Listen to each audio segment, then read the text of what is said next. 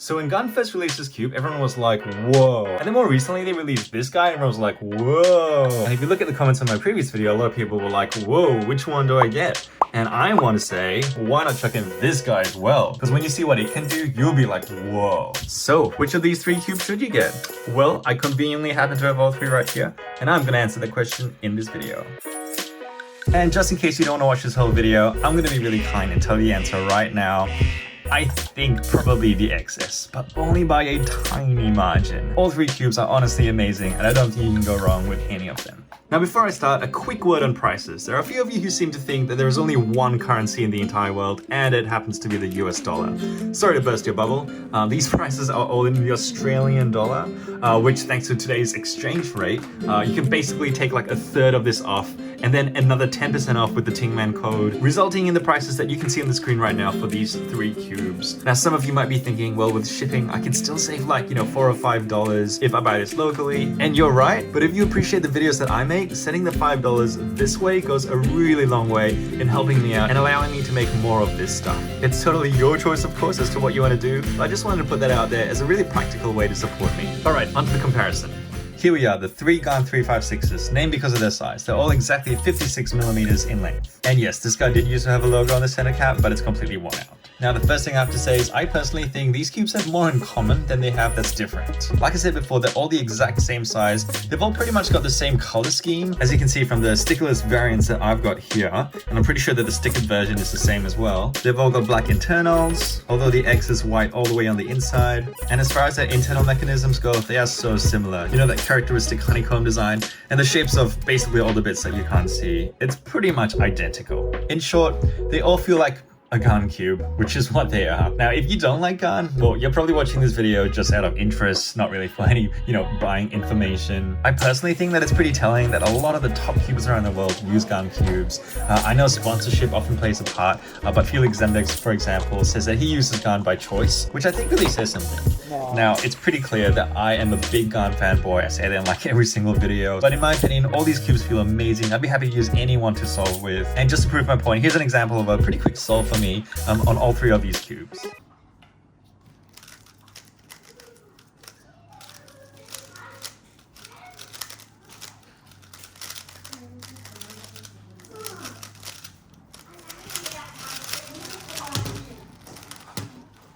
Well, now of course we've got to move on to the differences, starting with weight. In short, lightest, medium, and heaviest. But when I say heaviest, I mean this is not a heavy cube. To be fair, it's got a battery inside as well as a lot of electronics, but yeah, I don't really pick this up thinking, oh, what a weight. I mean, it just feels like a cube. If anything, the XS feels unusually light, to the point that I actually drop this cube a little bit more than normal in my solves. Not frequently, like I'm talking maybe like one in every, 50 solves or something. I'm still getting used to it. But yeah, I think it's because of the weight that I'm just not used to yet. Next difference, texture. As you can sort of maybe tell, the X is the glossiest and the I is, well, the mattiest. And the XS is somewhere in between. Most people dislike the matte finish on this cube and says it's sort of, not as grippy. I tend to agree with that, but to be honest, after a bunch of solves, I don't actually notice it that much. I used to think that I enjoyed the glossy feel the most as it provided the most grip, but lately I've actually been liking the XS for sort of striking that really nice in-between balance. Next difference, noise. Really hard to compare, but I don't know, have a listen for yourself.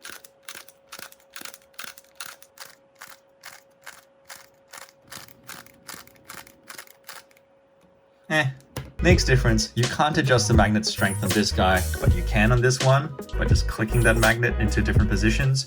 And this one by pushing that magnet capsule out and replacing it with another one. In my opinion, this one really isn't a big deal. I'm really happy with the default magnet strength on all three of them. And even if you can adjust it, like super quickly as well, it's a set and forget thing to me. It's not like I'm going to be constantly changing the magnet strength from, solve to solve. So next, ease of tension adjustment. These guys both use nut setup. Pretty easy to remove. I should say there are two versions of the X. The more expensive one is a little bit easier to use. And for the XS, swapping is kept to a minimum with a tool that you can use to just sort of spin things around and adjust things quite easily on the fly. But the final difference, which is a really significant one, of the 3 cubes, only one is electronic, and it's going to give you access to so much extra stuff. I mean, you're going to get timing with an app, which can break down your solve to show you your CFOP splits. There's online connectivity, so you can play with other 356i users around the globe. I mean, it's a totally different category from the others. You're not just buying a cube in this case, you're buying entry into an online cubing world. You're really paying for an experience. Of course, with that comes a massive negative, which is that, again, there's only one of these 3 cubes that you cannot use in WCA comps, and it's this guy. Because according to 2i in the WCA regulations, while competing, competitors must not use electronics or audio equipment, and that totally includes electronic cubes. It's a non-debatable, even if you're not using your phone to connect to anything or whatever, it's out of the picture completely. So yes, it's a huge negative, but then again, if you're not planning to compete with it, well, it's not really a factor at all, is it? Alright, let's sum up all the pros and cons. The 356X is the cheapest and I guess you could say the most tried and tested of the 3. However, it's also the oldest of the 3 and I guess the most normal. The XS is the lightest of the 3, it's got the newest tech, and in many ways it's the easiest to customize. Maybe you could say it's too light, however, and it's also more expensive than the X. And finally, with the 356i, well, app integration is a whole different world. You know, access to online racing, detailed stats, it's incredible. However, it is expensive. It's got that matte texture that some of you may not like, and it cannot be used in comps. I think you should buy this guy if you want a 356, but you can only just afford it. This guy if you want a lighter cube that represents the latest tech. And this guy if you can afford it, and if you aren't planning to compete with it. Now, I gave this away at the beginning, but if I had to pick one out of the 3, it would be this guy. It's the one that I think I enjoy solving the most, just by that little bit, but that little bit counts, especially if I'm going to be spending that much money. So yeah, the GAN XS, I guess it is. Of course, you can make your opinion by watching more reviews, trying them out in person, but I hope this video helped in giving you my perspective on which of these 3 I think you should buy.